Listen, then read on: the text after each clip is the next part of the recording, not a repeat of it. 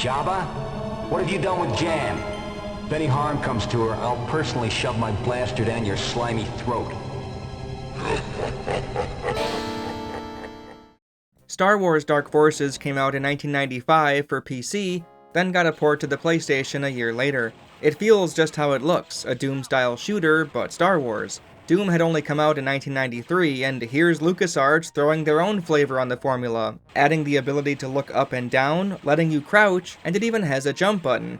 Yes, those were new features for the FPS genre at the time. Doom 2, which came out in 94, didn't have any of that. If you wanted to clear a gap, you better run, and 2 feet high walls? Forget about it. Star Wars Dark Forces is a marvel in a sense, but today, in its original state without mods, it's pretty rough, especially the controls. Looking up and down was number pad 9 and 3 respectively on my MS-DOS version of the game with default settings. Woof. Thankfully, Night Dive Studios, a team known for their work remastering and porting older games to PC, remastered the game in 2024. This is the version I played all the way through, with modern controls, widescreen, and less chunky visuals. The price point is a bit of an issue though. $30 for this seems too steep to recommend, but if you catch it on sale, it's worth it for the classic LucasArts Star Wars magic. Getting the visuals and audio design right is critical for a game to feel like it belongs in the Star Wars universe. It's the make or break, arguably more important than the gameplay, at least when it comes to it being deserving of its license, that is. Dark Forces excels in that regard. The environments aren't modeled after particular areas from the films, but they stylistically match as well as you could hope. You'll be infiltrating the Empire's bases and ships, in addition to some sewers, cities, and factories, and the colors and textures evoke that nostalgic sci-fi Star Wars charm. It has a gritty feel to it, of course given the game's age, but the walls, floors, boxes, terminals, and so on still look good in a retro sort of way. The game features some infrared goggles you can toggle, and a headlamp, so it gets to take advantage of darker or brighter lighting in some spots. It's overall an impressive looking game, specifically for the Star Wars vibe it manages to exude. You could pause the video at random, and for almost every frame, even if stormtroopers aren't on screen, a person could probably guess that it's a Star Wars game. The unnecessarily plentiful lights detailed all around, the patterns in the metal walls, even the floors. You can't ask for much more in 1995. Great stuff. The in-between mission briefings are nothing remarkable, just some text explaining the upcoming level with your partner Jan Ors, your pilot who flies you in and out, drawn in the background. One detail I love with these, though, is the little picture of notable items or points of interest. It makes it feel like you're scrolling through a game manual, getting hints as to what things are meant to be or do in the game. There's also your HUD, the bottom left showing your health and overshield number, and the bottom right showing your ammunition and battery charge for your goggles and flashlight. It's always nice to go back to a time where UIs and HUDs weren't so sterile. Being readable is one thing, but conveying important information in a more stylized and fun fashion is endearing when done well. That's the hard part, of course, when done well. But even still, I'll take some strikeouts now and again over every game defaulting to a safe, minimalistic UI. You'll be referencing it throughout the game, so why not make it pleasant to look at? Thankfully, the sound design has that same appeal. The music isn't what we hear in the films, it's mostly all original, yet very inspired by John Williams' work. Clint Bajakian was the game's main composer, and he nailed all the key elements: tension, high energy, upbeat, and slightly goofy.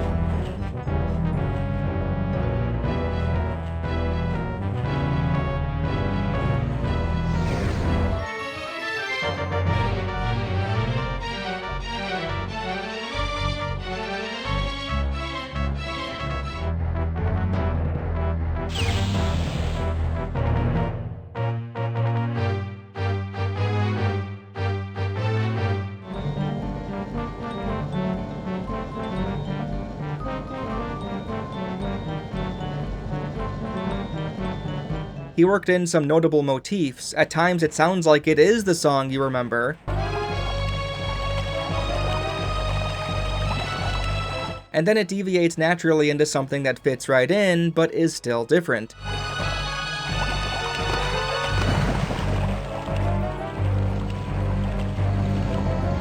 You'll likely be circling the map many times over, figuring out some of these puzzles or finding the way forward, so it's certainly a big plus that the music never became grating.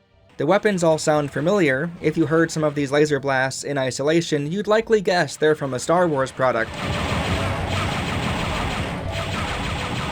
There's also the voice acting, the stormtroopers and officers not only looking the part, but sounding the part too, shouting at you when they've seen you. There he is, stop it! You there, stop where you are. Stop, Rumble Scum! Surrender immediately.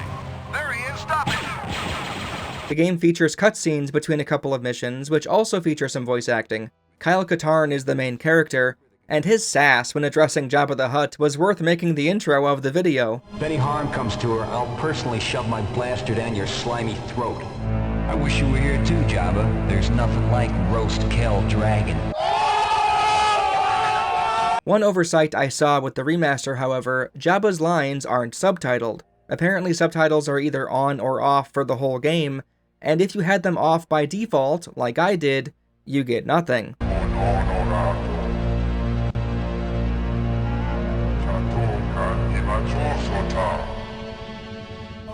Jabba? What have you done with Jam? Surely Night Dive should have patched this, right? Truthfully, it made the scene a lot funnier, having to use Kyle's response to clue in on what Jabba probably said.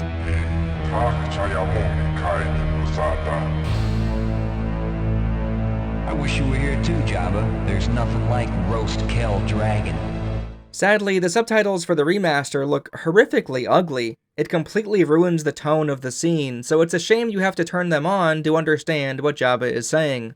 At least the remaster includes some development extras, one of them in particular showing off how they made this scene, and mentioned the actor who rotoscoped it, Justin Chin. Games of this era didn't often have cutscenes, and sometimes not even an attempt at a story, so it's commendable that Dark Forces featured both. Even from what little we see and hear, Kyle seems like a fun character. His voice lines when he finishes the objective paint him as a cocky but lovable goofball. This is too easy.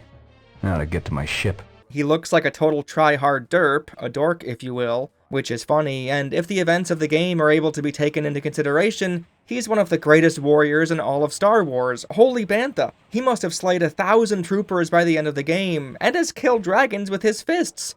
I'm eager to see where his story goes. I hear he returns in future games in the series.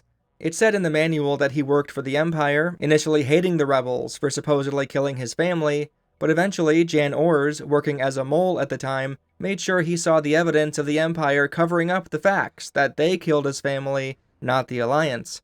Kyle's past is mentioned a few times in-game, but the manual does a lot to strengthen his backstory and his connection with Jan Ors. The decision to not use a character from the 3 Star Wars films was a smart one, since if the player was Han Solo or Luke Skywalker, they likely wouldn't have had the same liberties with the objectives and settings, or they'd have to completely make up prequel or sequel events, which would be a lot of work and be divisive among fans anyway. None of the events in Dark Forces connect much with the movies, except the first mission, which sees you stealing the Death Star plans for the Rebel Alliance. Most of you probably already know this, but the now canon explanation of how the Death Star plans got to Leia, told in the Rogue One movie, was still 2 decades out from being conceptualized. No, Dark Forces is working not only in the times before Disney took over, but even before the prequel films came out. It's all fair game, lots of room to work with as a story planner back then. After the first mission is completed, the game jumps forward in time, and the plot revolves around General Mach and his Dark Trooper program. Jan mentioned that Mach was one of the few generals who opposed the Death Star, as he doesn't trust any technology that separates the warrior from battle and is obsessed with the honor of personal combat. I mean, aren't the Phase 1 Dark Troopers basically... Hey, maybe his philosophy is a bit flimsy, but he has a punchable face, and is a decent villain for what little this game dedicates to its story. You'll begin unraveling the mystery of the Dark Troopers from scratch, find evidence of the gun they're using, track down the person who designed it, he mentions a planet they were using to test it, you go snooping there, and so on. The prototypes get revealed every few levels, Mark 1, 2, and 3 Dark Troopers, and they put up a decent fight when you stumble across them, especially the Mark 3s. There's 2 missions where you save your friends, the informant who is giving you the details on Mach, being held in a detention center, and Jan at the end of the mission where Jabba captured you both. Jabba isn't the only familiar bad guy, no sir. Mach also enlists the help of Boba Fett. He doesn't last very long when up against the legend Kyle Katarn, but a Boba boss encounter is always welcome to see, so why not? No, the hardest enemy in the game is the Kel Dragon. After your mission on Nar Shaddaa, Jabba snatches up your ship like it was nothing. He verbally spars with Kyle and suffers a very humiliating defeat, gets embarrassed, then orders his guards to send Kyle into the pit. This mission is by far the most difficult in the game, for a few reasons, one of which I'll talk about later on, but it begins with you trapped in a room with a Kel Dragon without any of your equipment, and the only way out is to push your fist all the way up its butthole multiple times. He hits so freaking hard and is super aggressive. Thank goodness there's a somewhat forgiving live system, otherwise this area might have been my stopping point. Anyway, once you get out of this mess, a couple missions later is the standoff between you and Mach, and Kyle comes out on top. He went down so fast, I barely had time to register him as a threat.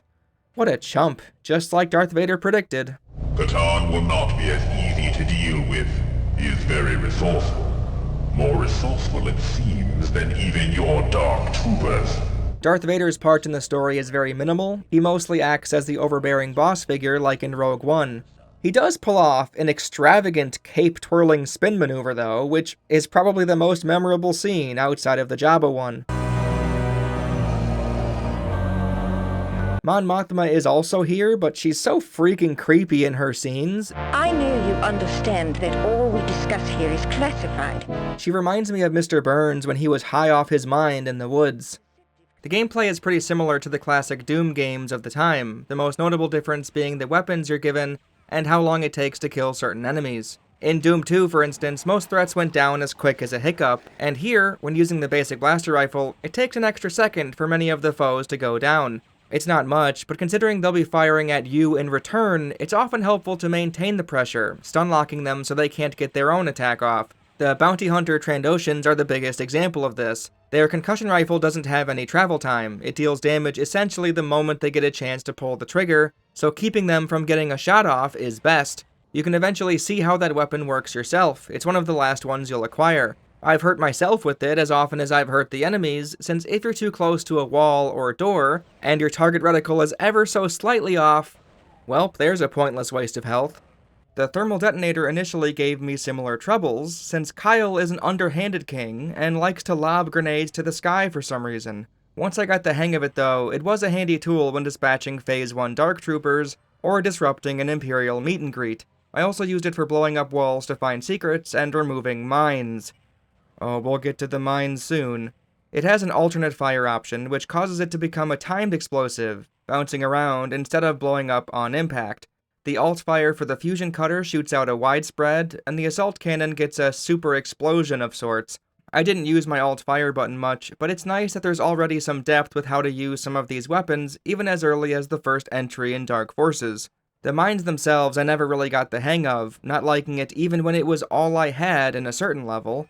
The mortar gun was great for crashing parties, since it's just a grenade launcher basically, and the assault cannon, the gun the third phase Dark Troopers use against you, shreds through tough enemies. It's how I took down Mach so quickly. I made sure to save my ammunition for a big fight, used it for all the Phase 3 Dark Troopers in the room before him, and then boom goes the dynamite. The assault cannon blasts have a fairly slow travel time though, so even if ammo wasn't a concern, I'd have opted for my blaster rifle or repeater more often than not anyway. As simple as it is, Dark Forces being a straightforward boomer shooter and all, mowing down stormtroopers is still a lot of fun, even when they don't pose much of a threat. Wolfenstein 3D is one of the first FPS games I came to love on PC, and still enjoy playing it to this day, so this style of first-person shooter is already something I can gel with, but the setting being classic Star Wars works so well, better than I would have expected. The visual design of the stormtroopers are so iconic, seeing them fall in the hundreds as you progress a level is fantastic. The officers might not have as striking of a silhouette, but their death animation is amazing. They do this pratfall-esque flailing, their hat coming off as they go down. It's goofy but satisfying, a cell job Dolph Ziggler or Shawn Michaels would be proud of. Besides the Trandoshan dicks, there's also the asshole Grands who throw their own thermal detonators at you, and even punch you if you're up too close. There's a couple droid enemies in the game, which are nice for variety's sake, and the same goes for the Gamorrean guards later on. There's not that many unique enemy types in the game, but what's here feels pretty good. The level design deserves some discussion of its own, as it's a lot more vertical than Wolfenstein 3D or Doom. Those levels mostly sprawled out into an incomprehensible mess after a while, which is why I didn't even bother trying to finish Spear of Destiny. Dark Forces features a lot of elevators, drops, stairs, and shafts, which can sometimes be difficult to memorize and navigate if you're lost, but beyond a few exceptions, the levels flow pretty well. I only had to look up where to go once, and that was the very first level, since I didn't realize you had to interact with this switch to reveal the Death Star plans. And, okay, one more time in the last level, but I'll get to that soon. Adding surface area upwards and downwards instead of sideways helps a player not get lost as much, since you can often jump down or take an elevator to a different floor, opposed to scrambling like a chicken with its head cut off, trying to find the right door in a ludicrously sized corn maze. The map still isn't very useful, but I'd argue none of the maps were at the time, so what can you do? Personally, I'd like for locked color doors to appear on the map at the very least, but maybe that's a bridge too far. Sometimes the door, or the outline itself surrounding it, wasn't even the color of the key that opens it, which was needlessly confusing. This door requires the blue key. While I didn't have too much trouble with traversing the level layouts, the puzzles were a little trickier. My favorite was near the end, where you had to figure out how to access the core of this weirdly shaped room. These lights on the panel represent which layer of wall is up or down, and you have to feel out which set of doors needs to be open at which depth, and use this top-down view as reference. This felt intuitive once I understood what it was asking of me.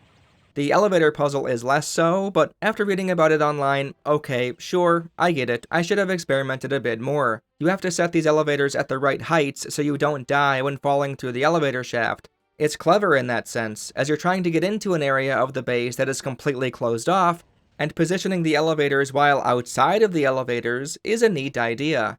In that same level, I was also stuck on these invisible barriers which block you from walking through. I figured it had to be a switch or something to let me progress. That is what you have to do with an earlier one, but nope, you have to wait for the flashing lights to stop flashing for a singular second. Okay, I guess I now know the rules, fair enough. However, I draw the line at the puzzle in Mission 12, Imperial Fuel Station. It's not even a puzzle, the cause and effect just isn't noticeable enough. You fight your way through the whole level, including dealing with a fairly tedious rotating platform, the controls for it being on the ground, so you'll have to activate it then run back up before you miss your chance. Once you get to the point where there's no more level to progress through, there's a panel of some sort, and pressing it made it sound like it's moving something, but I never could tell what it was doing.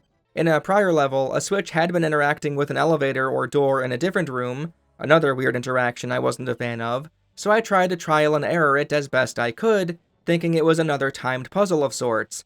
No, it's actually moving that bridge thing way out there. This allows you to get to the smuggler's ship, which was the goal of the mission near the start of the level. There's two major things wrong with this. One, obviously, the effect of this panel being flipped should be a lot more noticeable. Put the switch next to the window maybe, so we can see what it's doing as we press it? I know this is a 1995 game, so it wasn't exactly feasible, but I'm usually in favor of games taking the camera away from a player for a second or two, if the game keeps the player safe in that time span, of course, so we can all be on the same page of what's going on. It's all too simple to miss a big moment due to the designers just trusting the player will always look forward at all times in the most cinematic fashion imaginable. Sorry, I like to move the camera around a lot, sue me, I'm looking for items. Again, can't really do that here in this old boomer shooter, but it was so unintuitive, the switch and its results. And what's worse, the mission briefing didn't mention it at all. It mentions the names of the ships enough freaking times. Executor and Archammer, Executor, Executor, Archammer. Here's a picture of one of the ships, how cool. Archammer, Executor, Executor, Executor, Archammer. Holy moly, chick. Hey, that's funny, she was a mole in the Empire at one point. And finally, the objectives for the mission are get on board the smuggler's ship, the name of which surely is a mystery, and hijack the smuggler's ship. Those two things are done in unison at the last possible minute of the mission. Nowhere does it say, move the bridge over with this panel, get back to the ground floor of the fueling station, then make your way to the opposing hangar.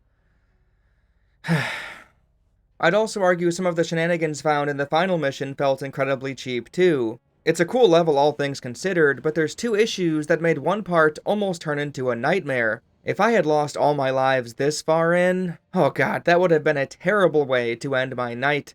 The crouch button isn't as responsive as you'd want it to be for some reason. Sometimes you'll crouch right away, other times it takes a second. You can't go up and down at the drop of a hat. If you accidentally pressed C instead of X, for instance, you'll have to wait there a bit before you can stand up again. This clunkiness almost got me killed in the conveyor belt portion, where you'll need to react to what's coming up ahead, jump over or duck under walls as you approach them. I'm glad you're able to sprint, jump, and crawl yourself backwards on this roller coaster ride, but man, what could have been a tense and thrilling escapade became a reminder of the dated mechanics. The other problem is how the automatic elevators work in the game. Sometimes you'll have to press a switch to make them go up and down, sometimes walking in them is what triggers it. The latter is usually fine, since it's often accompanied by a switch nearby, and it doesn't decide to take off without you. But in this level, it keeps taking off without you. Once this elevator conveyor belt takes you up, it goes down on its own, without a way to call it back up. This drop will deal significant damage, and because I didn't even know where to go once I finally got through the conveyor belt section, I had to keep going up and down, sniffing out the way forward. I eventually looked it up, since I didn't want to risk dying by exploring aimlessly, as there's practically no armor drops in this entire final mission. Turns out you have to jump down here? Oof, what the heck, man? As much trouble as that gave me, that's nothing compared to Jabba's ship, Mission 10. This is the one where you lose your gear and fight the Kell Dragon at the bottom with your fists. They deal 20 damage on normal difficulty each bite, 1/5 of your total health. Outrageous. I tried my best to circle strafe them, and it works, but when it's a 2D sprite, I don't know, man, it's not as easy as it sounds. This isn't even close to the end of it, though. Once he's dead, there's a single Gran that drops thermal detonators. Careful of getting too close, he'll punch you to death. And another Kell Dragon. The 5 thermals don't kill him outright, you'll have to risk it again to finish him off.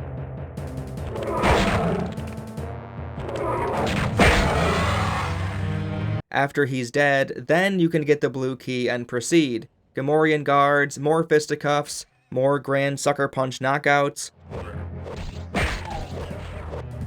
And finally, you retrieve your equipment. Sadly, it doesn't get any easier. Jabba's ship is filled head to toe with mines. They showed up briefly in a couple missions before this, and even then they felt like a pace killer. You either take your time investigating every corner or room, or suffer the damage of tripping every single one you come across. In Jabba's ship, there's no option. You have to deal with the mines. There's simply way too many of them. You'll also likely have to learn where they are beforehand so you can do better the next attempt, as some are hidden inside armor pickups, some are behind corners, in the dark, or even directly behind doors. Using your concussion rifle or thermal detonators is the best way to safely dispose of them. You can even blow up the ones behind the door without having to open it. Still though, you don't have your equipment at the start, have to punch dragons and other difficult enemies to death, and there's mines everywhere? Saying it's a difficulty spike is putting it mildly. Hey, at least it doesn't feature the Kyle Katarn Crushinator Deluxe. When you get caught underneath these falling ceilings, the crunch of your bones can be heard, and it's as funny as it is disturbing.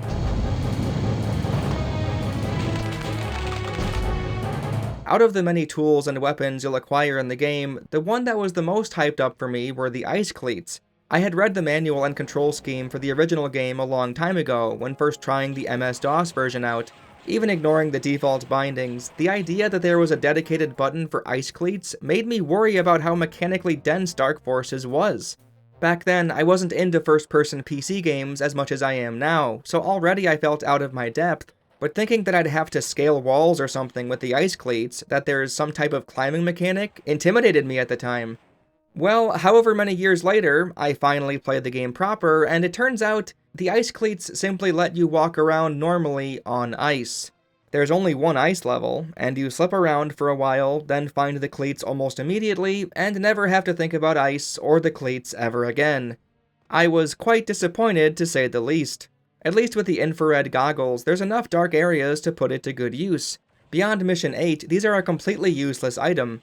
Funny enough, you could say the same thing about the gas mask, also given to you in Mission 8, also only required for this one area, also bound to a specific key on the keyboard. This one even uses up your battery, so it's weird that it isn't mandatory for a few more spots later in the game. Considering that looking up and down, jumping and crouching were new elements for the genre at the time, maybe LucasArts were throwing stuff at the wall to see what would stick, and the gas mask and ice cleats didn't stick, but we're already in the game for the one mission, so why not keep it, right? Their underutilization doesn't exactly harm the rest of the game. If anything, it just makes me more curious about Dark Forces 2. The last thing I'll mention is how you finish missions. Often you'll return to the ship Jan dropped you off in, then open the menu and press next mission. But sometimes it's not even that. You'll finish the objective and have to open the pause menu right then and there to officially complete the level. It's a bit awkward and anticlimactic. Doom 2 still had the exit door, which feels like a tangible and satisfying interaction, seeing the screen melt away into the results portion as the gunfire blazes away. It's great and stands the test of time. Even today, I love finishing a mission in Doom, those cathartic sound effects flooding my ears.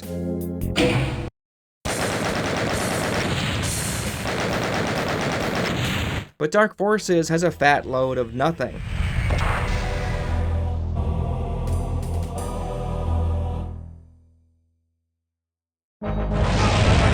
It lacks that sense of finality. It'd also be nice to put a number to how many enemies I found and killed in the mission, and how many secrets I uncovered. Finding items like Revive, which gives you full armor and health, extra lives, which are self-explanatory, or weapon supercharges, which rapidly fire your gun, are inherently rewarding to find, due to those helping you stay alive and well, but the completionist part of me would like to see whether I found all the nooks and crannies of the map, or missed a handful. Maybe I'm a little too addicted to seeing statistics at the ends of rounds, missions, and campaigns, but I won't lie, it's something I was missing. It's not the end of the world, or even a big flaw or anything, but still, kind of a shame. Star Wars Dark Forces is a game well worth playing, if you like these types of shooters, that is. The sprite work, environments, sound design, music, and gameplay feel are all solid at worst, and great at best. Some of the puzzles can be confusing, the levels may trip you up with their layouts being convoluted, the map isn't all that helpful, and a few mechanics aren't really explored much beyond their introduction. Is the remaster worth $30? I'd say probably not, especially if you aren't an avid Star Wars fan, nor a person who wants to play as many games as you can. But putting aside how expensive it is, the product itself is good. The subtitles could have been better, but still, another quality Star Wars game to add to the pile. I don't think it would crack my top 5 Star Wars game rankings, but top 15? Yeah, maybe. Thanks for watching, folks, and thanks to my patrons who give me money to fist a dragon in its anus. Nothing more this time, just a short and sweet video. If you liked it, maybe subscribe to the channel. Please, I need to get to 100,000 subs by next Friday. If not, the ceiling is gonna— oh shit!